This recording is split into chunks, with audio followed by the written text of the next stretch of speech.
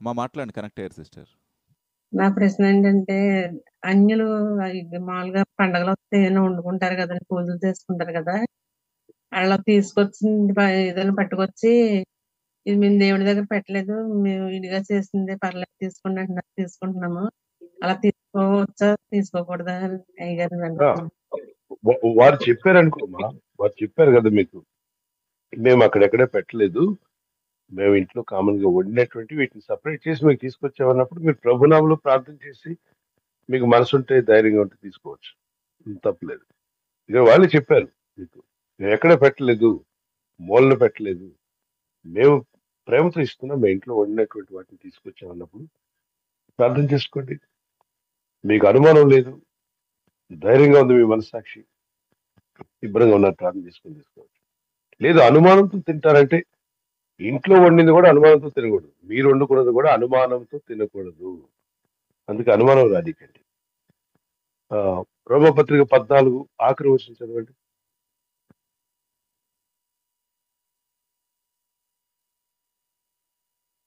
అనుమానించువాడు తినని ఎడల విశ్వాసము లేకుండా తినును గనుక దోషి అని తీర్పునందును. విశ్వాసమూలము కానిది ఏదో అది పాపము. సరే, ప్రార్థన చేసుకుని తినండి విశ్వాసంతో.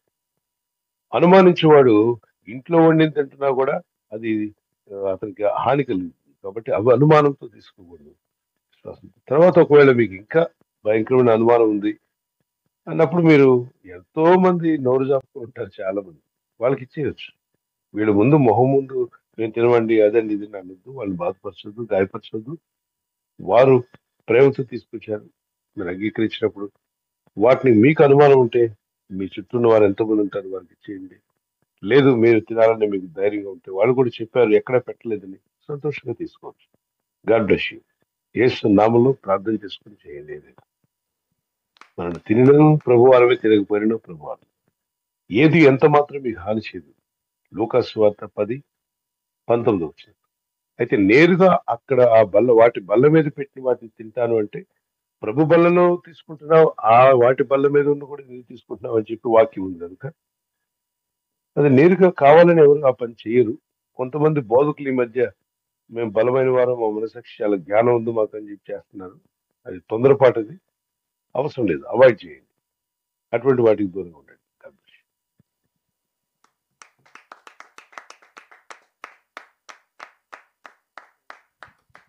థ్యాంక్ యూ పాస్టర్ గారు. ప్రశ్న కూడా అడుగుతున్నారు, అన్యులు చనిపోతే వారి పేరు మీద గిఫ్ట్ ఇస్తారు కదా, అది తీసుకోవచ్చా అని కూడా సహోదరు ప్రశ్న అడుగుతున్నారు. బంధువులు ఎవరిని నిద్రించారనుకోండి, వారు మిమ్మల్ని పిలిచి, అంటే మిమ్మల్నే కాదు, ఇంటికి వచ్చిన బంధువులందరికీ జ్ఞాపకార్థం కొరకు ఏదో వస్తువు ఇస్తారు, దాని మీద వాళ్ళ పేరు రాసి ఉంటుంది. దానిలో ఏదో దెయ్యం కూర్చుంటే దాన్ని ఎందుకు అనుకోవాలి? దెయ్యం ఉండదు, పాడుండదు. కావాలంటే వాడుకోండి, లేదంటే ఇచ్చేసేయండి. ఎంతో మంది మీ చుట్టూ బోల్డ్ మంది ఉంటారు నోరు చాపుకొని, ఇలాంటి ఇస్తా అంటే సంతోషంగా తీసుకుంటారు. లేదు మీ ఇంట్లో చాలా వస్తువులు ఉన్నాయి, మీరు ఇంకెవరికైనా దానం చేయాలనుకున్నారు, ఒక తండ్రి లేని బిడ్డ కనిపించాడు, ఇవ్వండి. భర్త లేదు, విధవరాలు ఉంది, ఆమె ఇంట్లో ఆ వస్తువులు లేవు, ఇవ్వండి, సహకరించండి, తప్పులేదు. ఇచ్చినప్పుడు అమ్మో వద్దండి, మీరు ఇచ్చే వస్తువు వద్దు, మేము పట్టుకెళ్ళకూడదు, అందులో దెయ్యం ఉంటది అన్నారనుకోండి, ఆ వ్యక్తి ఎన్నడూ ప్రభు ఎదుగు రాడు. యేసు ప్రభు నమ్మిన వాళ్ళు ఇలా మాట్లాడతారండి. దేవుని బిడ్డారా, వస్తువుల్లో దెయ్యాలేం కూర్చోవు. ఈ మధ్య మన వాళ్ళకి చాదస్తం ఎక్కువైపోయి ప్రతీది కూడా భూతత్వంలో చూస్తూ అలా ఉండకూడదు, ఇలా ఉండకూడదు, పరసీలు సదుకీలు లాగా తయారయ్యారు. పరసీలు బోధలు, సదుకీలు బోధలు అన్ని కూడా యేసు ప్రభు వారు ఏది చేసినా, అసలు నువ్వు అసలు బైబిల్ చదివావా, లేఖనం చదివావా? మోషే లేఖనాలు చదవకుండా చేస్తున్నావు నువ్వు. ధర్మశాస్త్రంలో ఏమని రాస్తుంది? పాపాత్మరాలని రాళ్లతో కొట్టమంటే ఆమెను రక్షిస్తావేంటి? ఆమె రాళ్లతో కొట్టి చంపాలి కదా. సమరయ స్త్రీకి సువార్త చెప్తావేంటి? ఆమె యూదురాలు కాదు కదా. అలాగనే పాపుల ఇంటికి ఎందుకు వెళ్తున్నావు? జక్కయ్య పాపి కదా, అతని ఇంటికి ఎందుకు వెళ్ళావు? అసలు పాపుల ఇంటికి అడుగు పెట్టకూడదు కదా. శనివారం రోజు ఎందుకు స్వస్థపరిచావు? అసలు బైబిల్ చదివావా నువ్వు? శనివారం స్వస్థపరచుకో, అసలు ఏ పని చేయకూడదని ఉంది కదా.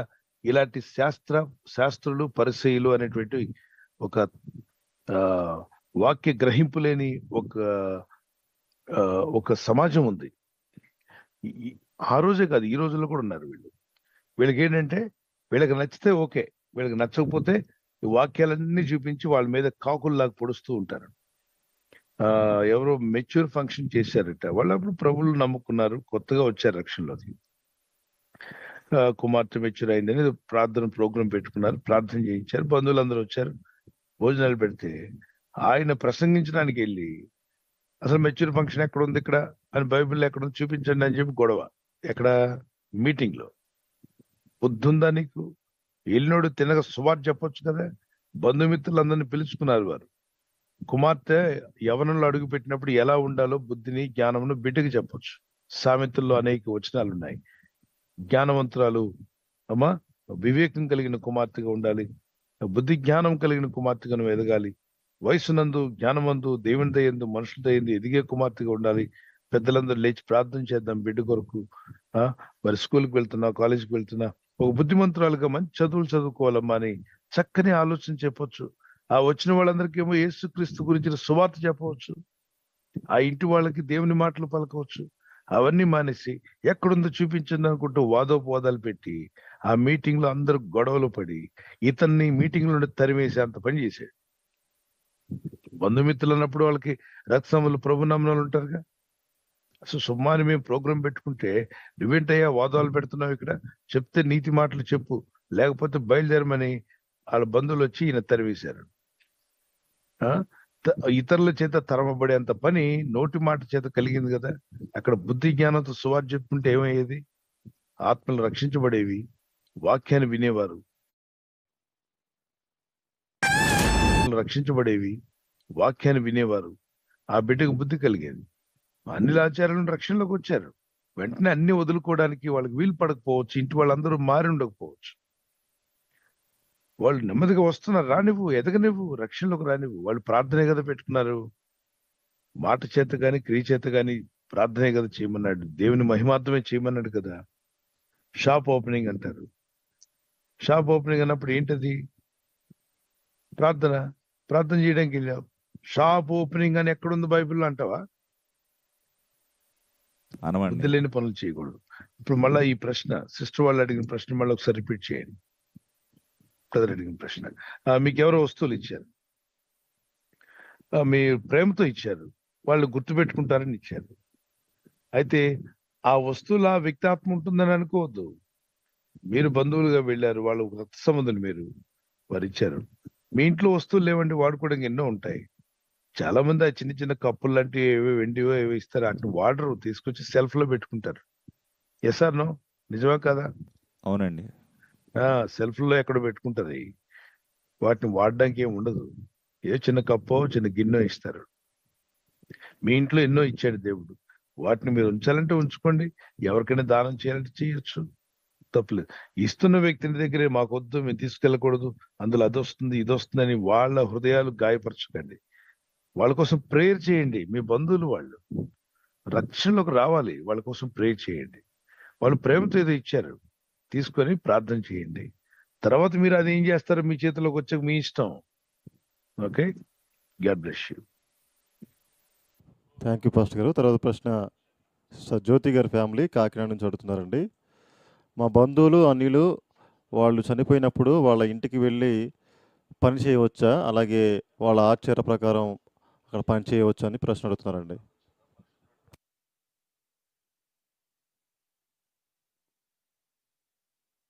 ప్రశ్న మరొకసారి అండి.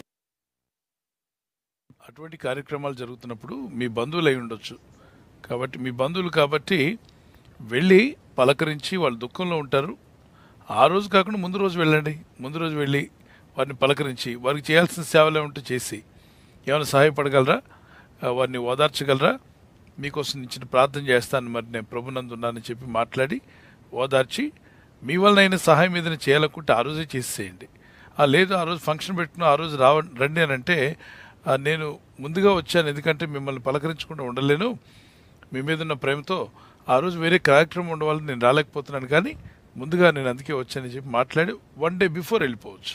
వెళ్ళి మీ ప్రేమను వ్యక్తపరచండి, వారితో మాట్లాడండి, వారి దుఃఖాన్ని పంచుకోండి, ప్రార్థన చేయండి వారి కోసం.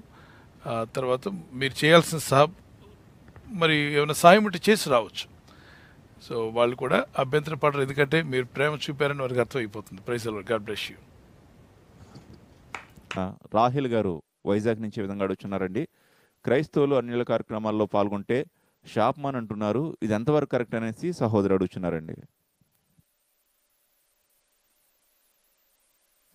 ప్రశ్న మరొకసారి అండి. సహోదరు రాహిల్ గారు విశాఖపట్నం నుంచి ఈ విధంగా అడుగుతున్నారు, క్రైస్తవులు అన్యుల కార్యక్రమాల్లో పాల్గొంటే షాప్మాన్ అంటున్నారు, ఇది ఎంతవరకు కరెక్ట్ అని అడుగుతున్నారండి. విషయాలు ఉన్నాయి, మీరు పూర్తిగా అర్థం చేసుకోవాలి. మీరు ప్రభుని నమ్మారు, మీ బంధుమిత్రులు ఎవరు ప్రభుని నమ్మలేదు. వారింట్లో బర్త్డే ప్రోగ్రామ్ ఉంది, మీరు వెళ్ళాలా లేదా? మిమ్మల్ని పిలిచారు. వారింట్లో పెళ్లి కార్యక్రమం ఉంది, మిమ్మల్ని పిలుస్తారా పిలవరా? పిలుస్తారు. నేను ప్రభుని నమ్మి నేను రానంటావా? కొంతమంది ఏం చేస్తారంటే అలా వెళ్తే అన్యులతో సహవాసం చేసి అన్యులు విషయాలు నేర్చేసుకుంటారని వీళ్ళు లోకంలో కలిసిపోతున్న భయంతో పాత నిబంధన వచనాలు చూపిస్తారు మనోళ్ళే. పాత నిబంధనలో ఏమవుతుందంటే అన్యులతో సహవాసం చేసి వారి క్రియలు వీరు నేర్చుకునేదే అంటుంది. అనుజులతో విజోడుగా ఉండొద్దని బైబిల్ చెప్తుంది. వాళ్ళతో కలిసి సహవాసం చేస్తుంటే వాళ్ళకి విశ్వాసం ఉండదు కాబట్టి మనకున్న విశ్వాసాన్ని కూడా ఏం చేస్తారు? తీసేస్తారు. కానీ నీ బంధువులు ఎవరైనా అన్యుడు పిలిస్తే వెళ్ళమని కూడా ఉంది కొరందీలో. ఒక దగ్గర సహవాసం చేయొద్దనుంది, ఒక దగ్గర వాడు విందుకు పిలిస్తే వెళ్ళమనుంది. మనస్సాక్షిలో ఏ ఇబ్బంది లేకుండా నువ్వు మనస్సాక్షిలో అంటే ఎటువంటి సందేహం లేకుండా భోజనం కూడా చేయొచ్చనుంది. మరి అటువంటిప్పుడు వెళ్ళాలా వద్దా అంటే నువ్వు యేసు ప్రభుని నమ్ముకున్నావని వారికి తెలుసు, మీ బంధువులకి. అయినా కూడా నిన్ను ఆహ్వానించారు. మేము రామని కూర్చుంటారా, వెళ్తారా? వెళ్ళండి, అందరికంటే ముందు వెళ్ళండి. వెళ్ళి మీరు ఇవ్వాలనుకున్న గిఫ్ట్ వారికి చెప్పండి, ఇవ్వండి. ఇచ్చి నాకు అర్జెంట్ వచ్చిన పని ఉంది, ఆ గిఫ్ట్ తీసుకోండి, మీ శుభం పలకండి, కంగ్రాట్స్ పలకండి, మీ కొరకు ప్రార్థన చేస్తామని చెప్పండి. సమాధానము దీవెన పలికి వారికి ఇవ్వాల్సిన గిఫ్ట్ ఇచ్చిన తర్వాత నేను ఆ టైం వరకు ఉండలేకపోతున్నాను, నన్ను క్షమించండి, పలానా పని కోసం వెళ్తాను, వెళ్ళిపోండి, ఇంటికి వెళ్ళిపోతారు.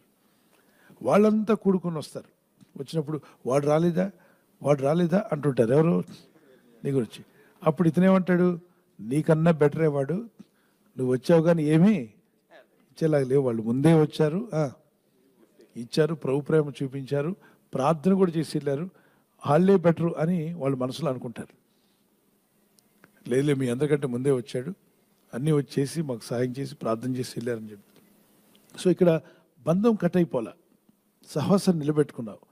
ప్రభుని దూషించే పరిస్థితి రాకుండా, ప్రభు నమ్మిన వాళ్ళంతా ఇలా చేస్తారనే మాట రాకుండా, అరే వాళ్ళు ప్రేమను చూపారు మాకు, మిగిలిన వారికన్నా కూడా ఏలెత్తి చూపించే వాళ్ళకన్నా ప్రార్థించే వాళ్ళు బెటర్ అనేటువంటి సాక్ష్యం తీసుకురావచ్చా? తీసుకురండి. అలాగే నీ బంధువులు ఉంటారు, మిత్రులు ఉంటారు, ఒకళ్ళు ఎవరైనా చనిపోయి ఉండొచ్చు, వారింటికి వెళ్లకుండా ఉంటావా? దుఃఖంలో ఉన్నారు వారు, అన్యులు అయినప్పటికీ దుఃఖంలో ఉన్నారు కాబట్టి నువ్వు దేవుడిని నమ్మేవని చెప్పి నేను వెళ్ళని చెప్పి బెగదీసుకుని కూర్చోకుండా గో, వారిని ఆదరించు, ఓదార్చు, మంచి మాటలు చెప్పు. అవసరమైతే వాళ్ళ ఇంటి ముందు టెంట్ వేయి నీ ఖర్చుతో, లేదా ఒక టీ కెటిల్ ఆర్డర్ ఇచ్చి తెప్పించి అక్కడ వచ్చిన వాళ్ళందరికీ టీలు అందించడానికి పెట్టి అక్కడ బంధుమిత్రులు అందరూ వస్తారు, వారికి ఏమైనా సాయం చేయగలిగితే చెయ్యి. అయితే అక్కడ వేరే ప్రోగ్రామ్స్ చేసేవాళ్ళు ఉంటారు, పూజ కార్యక్రమాలు కానీ, మరి కుండను తీసుకెళ్లే వాళ్ళు కానీ, కుండ కన్నం పెట్టి నీళ్ళు వస్తుంటాయి, పెండా కూడి పెట్టేవాళ్ళు కానీ, ఇవన్నీ చేసుకోవడానికి వేరే వాళ్ళు ఉంటారు. వాళ్ళ బంధువులకు అప్పగించండి, వాళ్ళకి అవకాశం ఇవ్వండి. అవి ఇప్పుడు నాకు అవకాశం నేను తీసుకున్నాను, నేను ఇవన్నీ కూడా చేశాను, టెంట్లు ఇచ్చాను, టీ ఏర్పాటు చేశాను, కాఫీ ఏర్పాటు చేశాను, ఇవన్నీ బాధ్యత నేను తీసుకుంటాను, అవి మీరు చెయ్యండి అంటే చేయరా? చెప్పండి. చేస్తారు. అలా కాదు, నేను ప్రభుని నమ్మాను, మీ ఇంటికి వస్తే నాకు ఏమైనా పోతుందేమో, దేవునాత్మ వెళ్ళిపోద్దేమో, పరిశుద్ధాత్ముడు దుఃఖపడతాడేమో, ఇవన్నీ మనిషి అంటే సంకుచితమైన మనసుతో మాట్లాడే ఆలోచనలు. ఒక రోజున ఇంట్లోకి వెళ్లకుండా బయట నిలబడిపోయాడు పాస్టర్ గారు సేవకుడు. ఎందుకు నిలబడ్డారు సార్? లోపల రమ్మంటే పరిశుద్ధాత్ముడు దుఃఖపడుతున్నాడు, వద్దని అంటున్నాడు అని.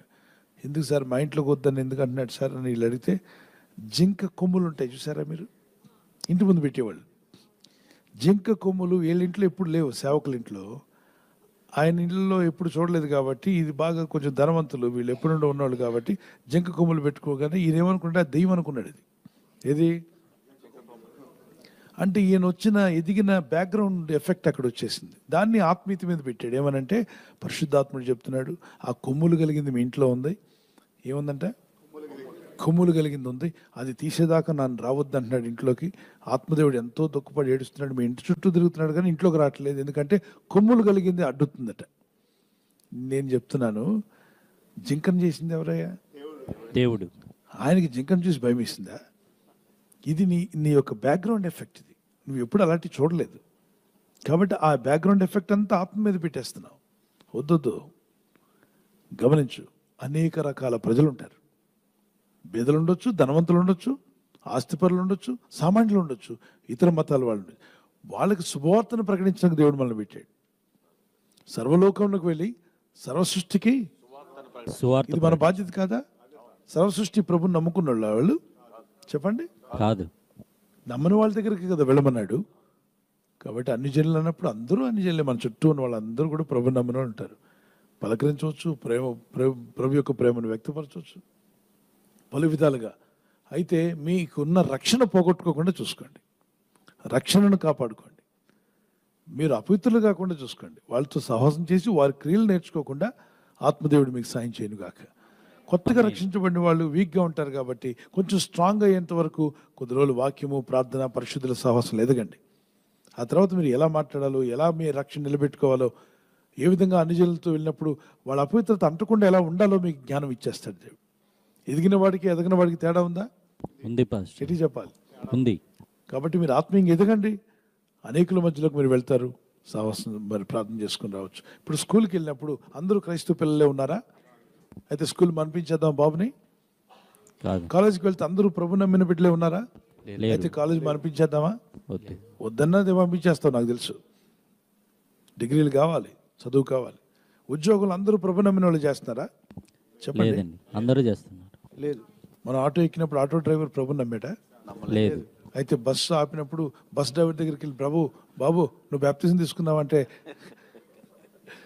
వాడికి పిచ్చి కోపం వస్తుంది.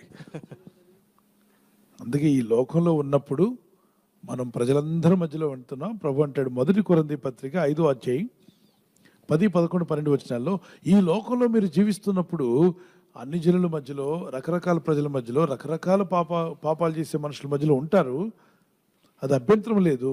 కానీ సహోదరుడు అనబడిన వాడు ఎవరైనా జారుడు కానీ, దొంగ కానీ, అన్యాయస్తుడు కానీ, మరి తిట్టుబోతు కానీ, కొట్టువాడు కానీ ఉంటే వారితో భోజనమైనను చేయొద్దన్నాడు. ఇక్కడ ఏం చెప్పంటే, సంఘములో తిట్టువాడు, కొట్టువాడు, తాగుబోతు, తిరిగిపోతుంటే వాటితో ప్రభు బల్ల కూడా పుచ్చుకోవద్దు అంటాడు.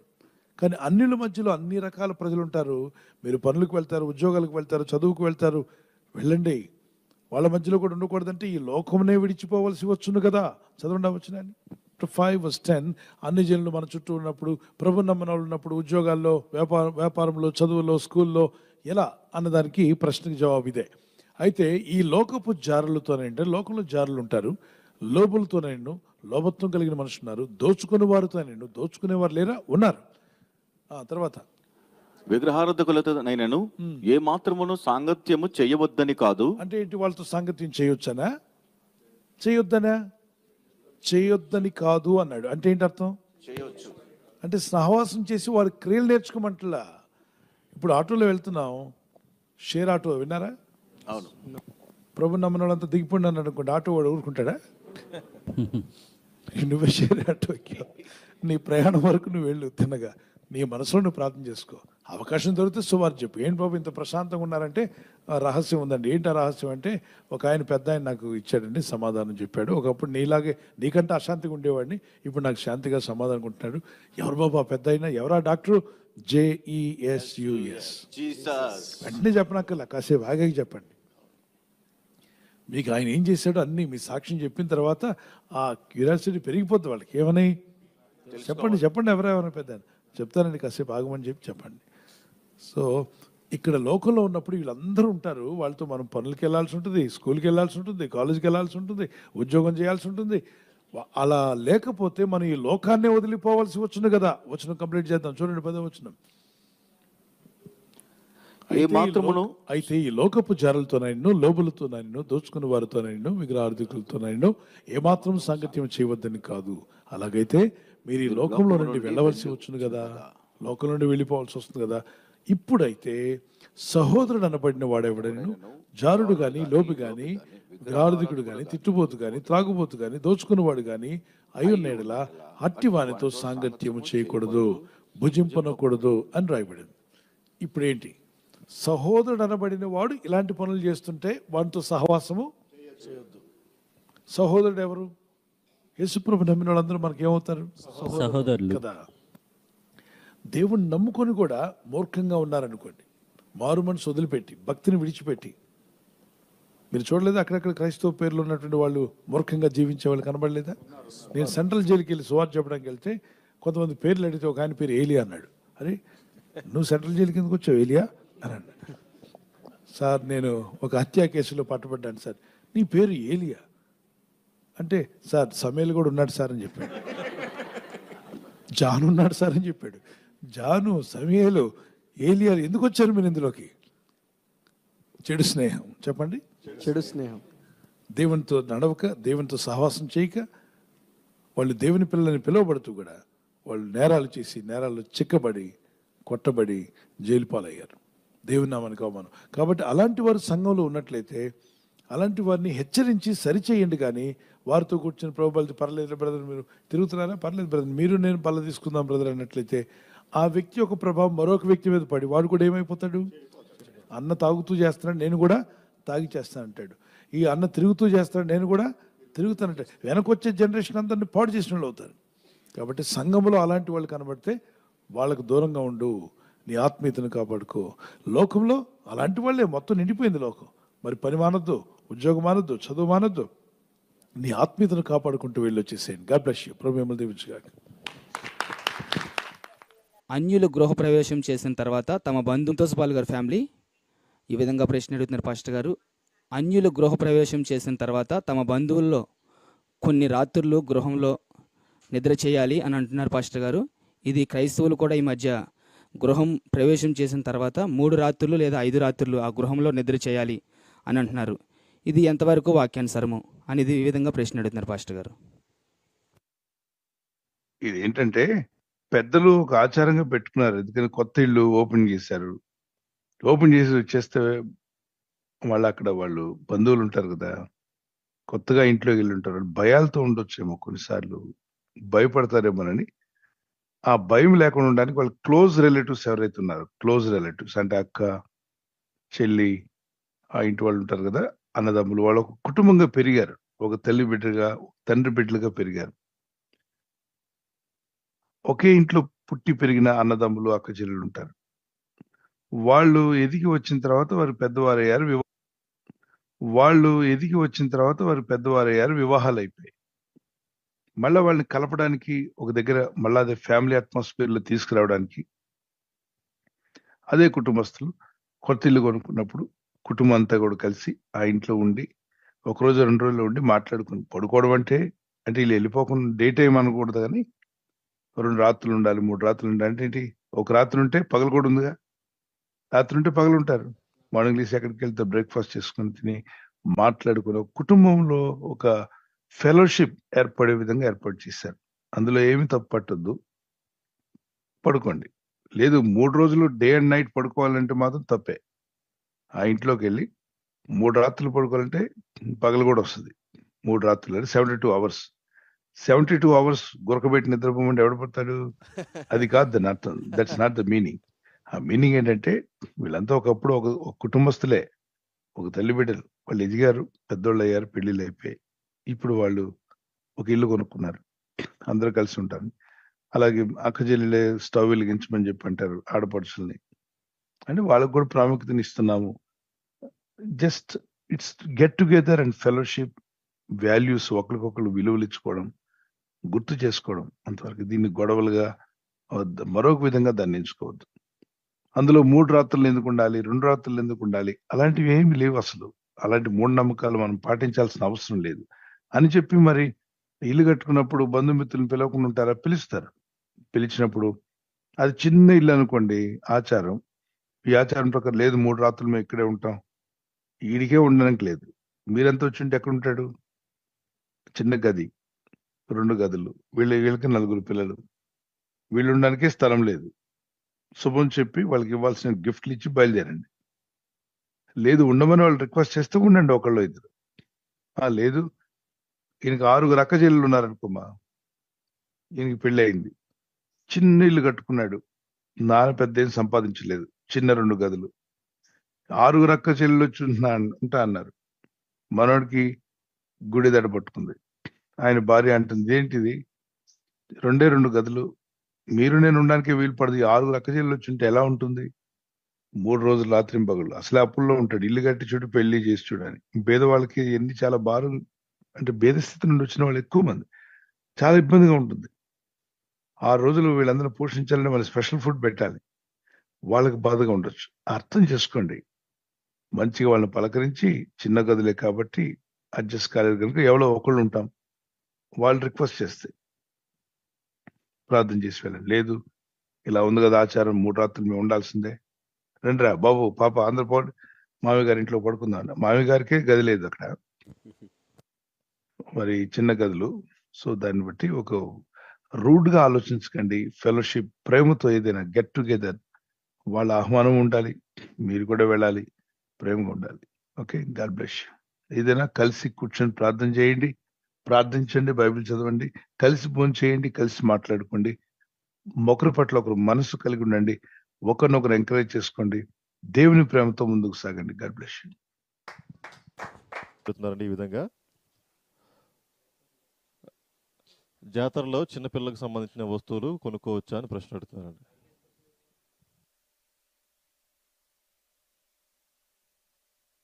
జాతరలో కానీ తిరణాలకు కానీ వెళ్ళినప్పుడు మరి చిన్నపిల్లలకు సంబంధించిన వస్తువులు అక్కడ కొనుక్కోవచ్చా అని ప్రశ్న అడుగుతున్నారు. జాతరలు అవి జరుగుతుంటాయమ్మా, ఆ టైంలో మీరు వెళ్ళింది వారు వెళ్ళిన దానికి 2 కూడా తేడాలు ఉండొచ్చు. ఎందుకంటే ఒక రోడ్డు మీద నడుస్తున్నారు, రోడ్డు మీద అనేక విషయాలు, తినేవి వస్తువులు, తినుబండారాలు అన్నీ కూడా పెట్టున్నారు. దారిలో వెళ్తున్నప్పుడు ఆ చెరుగడ్డలని లేకపోతే అమ్ముకునేవి వీళ్ళు అమ్ముకుంటూ ఉంటారు, కొందరు కొంటూ ఉంటారు. సో మీరు వెళ్ళింది ఎక్కడో ఎవరినో ఆరాధించడానికి వెళ్ళలేదు, ఎవరినో మొక్కడానికి వెళ్ళలేదు, ఏదో కార్యక్రమం చేయడానికి మీరు మీరు వెళ్తున్నప్పుడు ఏదైనా వస్తువులు కొనుక్కుందామని వెళ్ళారనుకోండి, దానిలో ఏ దోషం ఉండదు. మీరు ఏదో పేమెంట్ చేశారో అక్కడ వస్తువు కొనుక్కొని ఇంటికి వచ్చేసారు. మీరు వెళ్ళింది ఎవరినో మొక్కడానికో ఆరాధించడానికో వెళ్ళలేదు. ఓకే, దేవుణ్ణి ఆరాధిస్తున్నారు, ప్రభునే మీ రక్షకునిగా పెట్టుకున్నారు, కానీ అక్కడే వస్తువులు ఉన్నాయి, కొందామని వెళ్ళారు. ఆ వస్తువులు అమ్మేవాడు ఈ వెల చెప్పాడు, మీరు కొనాలనుకున్నారు, మీరు కటికవాణి దగ్గర కొన్నప్పుడు ఏ దోషం ఉండదు అన్నాడు ప్రభు. సో అయితే అక్కడ సేవకులు మరొక మంచి ఆలోచనతో చెప్పు ఉండొచ్చు, మీరు ఇలాగ వెళ్ళినప్పుడు అలాగ దేవునికి దూరమై లోక స్నేహంలో పడిపోయే అవకాశం ఉంటుంది, మరి ఆ అవకాశాల వల్ల దేవునికి దూరం అవుతారేమో అన్నటువంటి విషయంతో దైవ సేవకులు మీతో చెప్పుంటారు. అయితే ఇప్పుడు ఆ రోడ్డు మీద, ఇప్పుడు అదే రోడ్డు, ఇంక వేరే రోడ్డు ఉండదు, ఆ రోడ్డు మీద నడుస్తున్నప్పుడు వెళ్తూ ఉంటారు, ఆ విల్లు ఆ చివరి ఉండొచ్చు, ఇక్కడ జాతర జరుగుతుంది, రోడ్డు అంతా పెట్టేసి ఉన్నాయి, మరి వెళ్లకుండా ఉండాలి, ఆ 3 రోజులు, ఆ 4 రోజులు ఆ రోడ్డు మీదకే వెళ్ళకూడదు, అసలు అటువైపు కన్నెత్తి కూడా చూడకూడదు, ఇదంతా భ్రమ, టూ మచ్ అనమాట. అలా కాదు, మీరు వెళ్తున్న దారిలో ఏమైనా కొనాలనుకున్నారు కొనుక్కోండి, ఏమైనా తెచ్చుకోవాలనుకున్నారు, నథింగ్ రాంగ్, ప్రార్థన చేసుకున్నారు, వచ్చేసారు. మీరు అక్కడున్న వెయిట్లో ఇన్వాల్వ్ కాలేదు. ఓకే, దానికి శాపాలు ఎట్లా వస్తాయి? రావు. హేతువు లేని శాపాలు మీ మీదకి రావు. అయితే దైవ సేవకులు ఒక లోక స్నేహంలో మీరు ఎక్కడ పడతారో అన్న ఉద్దేశంతో మిమ్మల్ని జాగ్రత్త చేయడానికి చెప్పుంటారు. God bless you. ప్రభు మిమ్మల్ని దీవించుగాక.